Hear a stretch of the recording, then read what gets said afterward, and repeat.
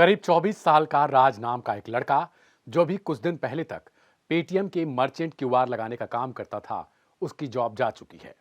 सिमरन नाम की उसकी पत्नी, जिसकी उम्र तकरीबन 23 साल है, वो इस वक्त मैटरनिटी ऑफ पर चल रही है। दोनों को अभी 1.5 महीने पहले ही एक बच्चा हुआ था। इस बच्चे के कारण अब दोनों में अनबन रहती है। ये दोनों एक दूसरे पर वार पलटवार करते रहते हैं। घर में जब देखो तब दोनों के बीच लगातार कहासुनी चलती रहती है। पत्नी मैटरनिटी ऑफ पर है, लेकिन उसकी जॉब सेफ है। वो भी इसी पेटीएम में काम करती है।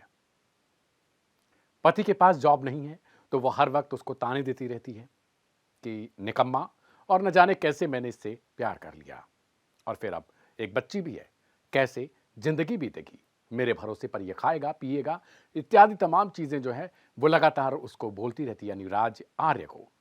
करीब 1 साल पहले दोनों ने जो है वो लव मैरिज शादी की थी, यानी अप्रैल 2024 में। लेकिन अब जैसे ही अप्रैल 2025 का आता है, इन दोनों के बीच कहासुनी इतनी बढ़ जाती है कि फिर मजबूरन राज एक दिन थप्पड़ तान देता है। इसे लगने के बाद जो पत्नी है सिमरन, 23 साल की, वो तुरंत अपने ससुराल को छोड़ती है और अपने मायके के लिए रवाना हो जाती है। सिमरन को इस बात का घमंड था कि इसके पास जॉब है, और दूसरी बात कि उसका भाई यूपी पुलिस में सिपाही है।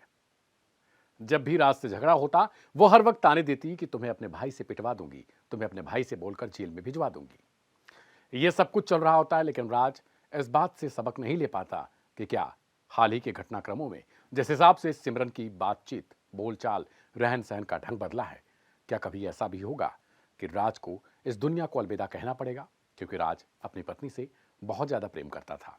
राज और सिमरन नाम की कुछ फिल्में भी आपने देखी होंगी, लेकिन इन फिल्मों से इतर असल जिंदगी में राज और सिमरन के बीच क्या कुछ चल रहा होता है, कहानी में आगे जानेंगे।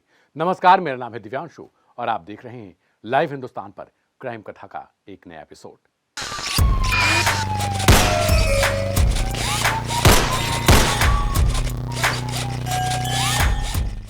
बुधवार की देर रात बरेली की इज्जत नगर थाने की पुलिस पहुंचती है मुंशी नगर इलाके में।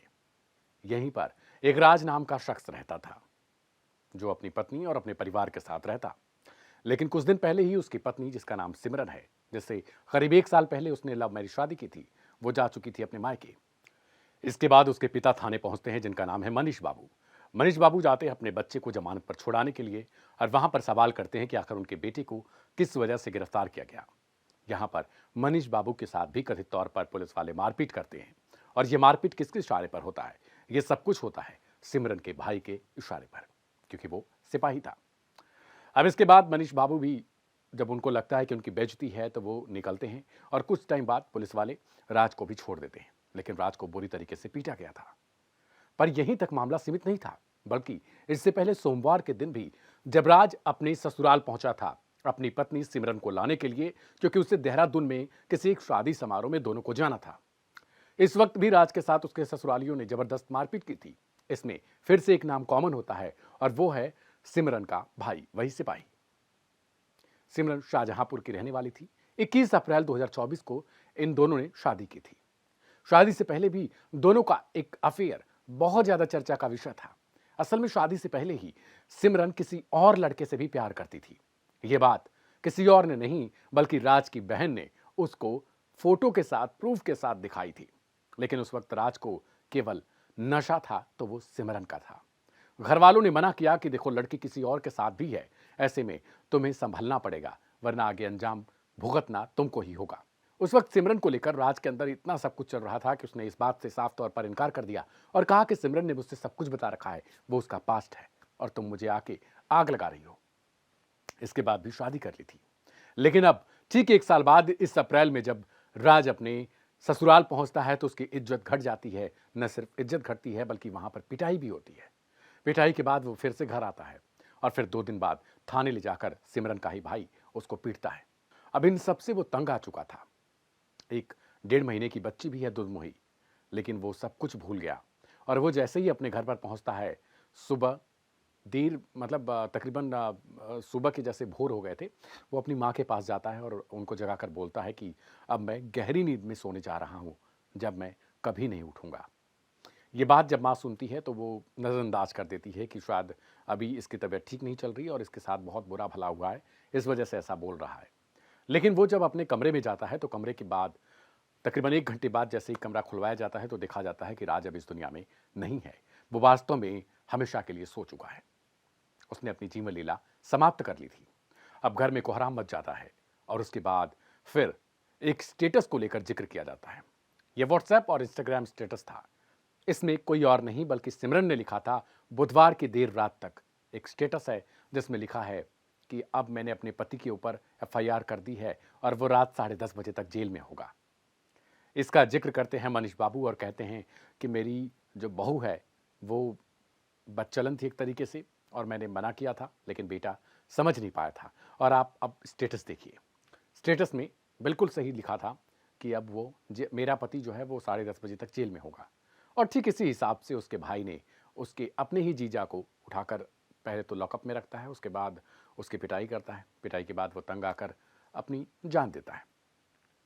और अब यह मामला पूरा बड़े स्तर पर हो गया है, क्योंकि बरेली में इस बात की चर्चा है कि आखिर किस हिसाब से राज और सिमरन, जो कहानियां आपको फिल्मों में दिखाई जाती थी उससे इतर असल जिंदगी में जब दोनों साथ मिलते हैं तो फिर किस तरीके का ड्रामा होता है और ये ड्रामा कहां तक आगे बढ़ता है।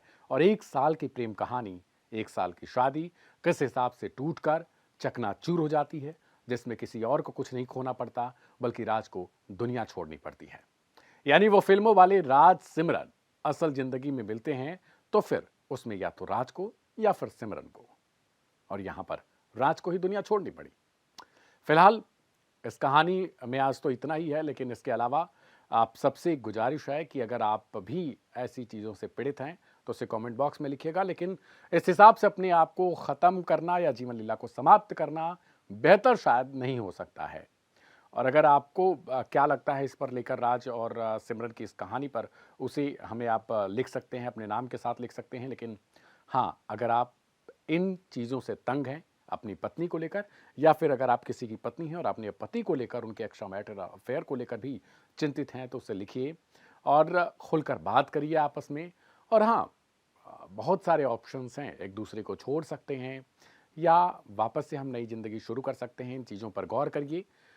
यहाँ से चले जाना अच्छा उपाय नहीं हो सकता है। यहाँ पर रहकर लड़ाई लड़ना वो एक योद्धा की तरह आपको फील कराएगा और अंत में आप देखेंगे कि आपने जितनी चीज़ें की उसका एक बेहतर परिणाम आपको मिल सकता है। जब आप किसी को जन्म नहीं दे सकते तो फिर आप किसी को मारने के अधिकारी भी नहीं हैं।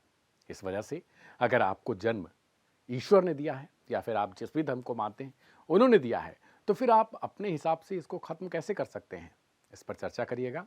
इस वीडियो को शेयर करिएगा ताकि राज और सिमरन वाली वो फिल्मी कहानी इस असल ज़िंदगी में लोग देख सकें। और कल एक नए एपिसोड के साथ मिलेंगे। मेरा नाम है दिव्यांशु। तब तक के लिए दीजिए इजाज़त। शुभ रात्रि। अपना बहुत ख्याल रखिएगा। नमस्कार।